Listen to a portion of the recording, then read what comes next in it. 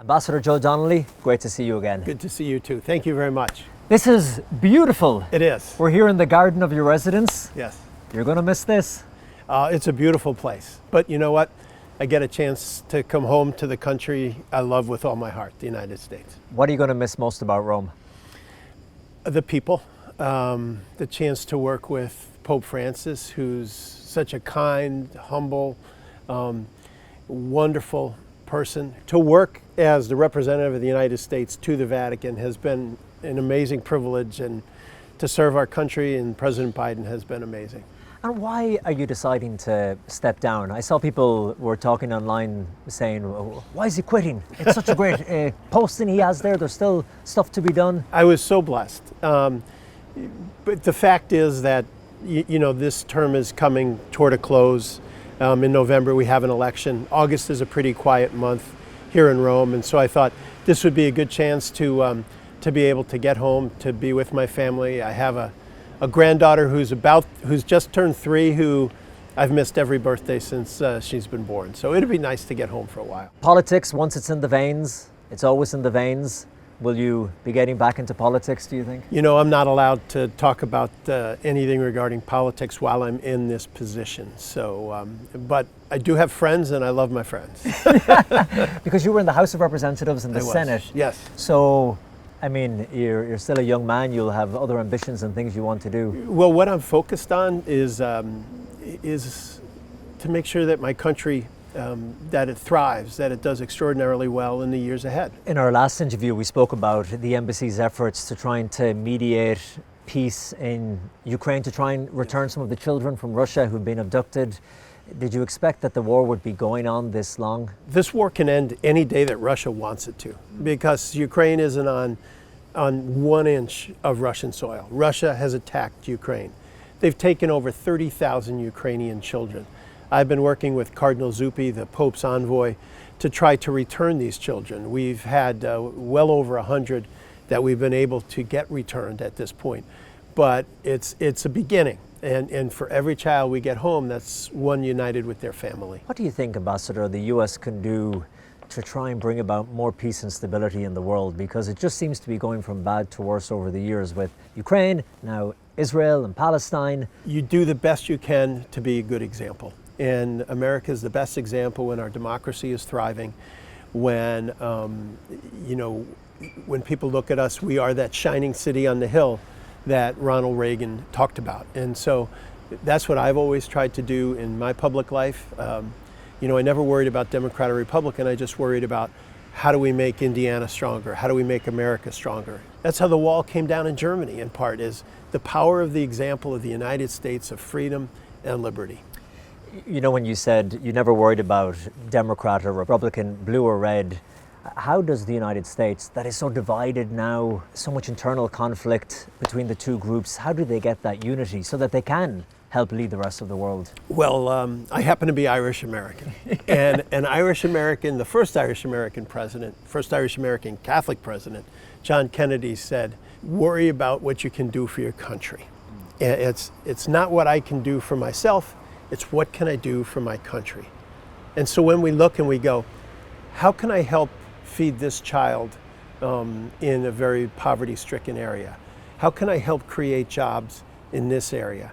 How can I make sure that instead of worrying about whether I've got the next greatest thing at the mall, I worry about making sure that America can be stronger and can have even its brightest days ahead. The recent G7 summit here in Italy, you were there in the room when US President Joe Biden met with the Holy Father, Pope Francis. I was. What was it like? What did they discuss? And what's the relationship like between the two of them behind the cameras, the closed doors? They are very close friends. They are great friends. And so it was a chance for them to see each other again, and you could see them both light up. I know that for the president, he considers the Holy Father a friend.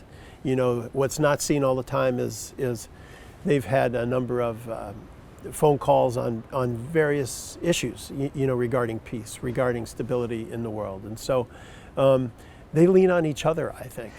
Has it been difficult for you in a way to be the ambassador for the United States at a time like this, because you have another Catholic president in Joe Biden, and there is debate and arguing around how Catholic he is in some circles. I know recently on television, the Cardinal in Washington, D.C., Wilton Gregory, said on Face the Nation that he was a cafeteria Catholic, the phrase he used. Pick and choose what appeals to him, he said, and leaves the rest, which was surprising to see him say that so publicly on television. What was the reaction from the White House? Well, I can't tell you what the reaction from the White House was. I can tell you, I think of the Gospel of Matthew, where they said, before you try to pick the plank out of someone else's eye, you ought to worry about the speck in your own eye. And what that means to me is, like, work on your own soul before you try to tell somebody else, well, they didn't do this right or they didn't do that right. Here's what I know. Joe Biden is a man of incredibly deep faith, who is on his knees every Sunday, who's saying the rosary on a constant basis, who knows more about Aquinas and the Catholic faith than most anybody I've ever met. But he's not the kind who brags about it. He's not the one who says one thing in church and does something else later on the week. One of the things an Irish American Catholic does is doesn't talk about their faith that much. They live it. And he lives it every single day. He's my friend. I've known him for many years. This is a man who was the spearhead of passing a health care bill against a lot of folks who said how religious they were and worked every day to stop the health care.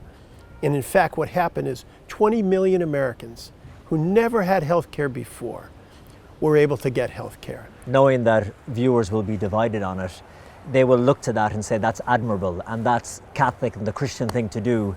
But then they will look to the president and say, but his support of abortion and the unborn children, and that's where that expression cafeteria Catholic came from the Cardinal. He does the best he can every single day and does everything he can to help families, to help make sure that our country is strong, to help make sure that he lives out in his mind his faith.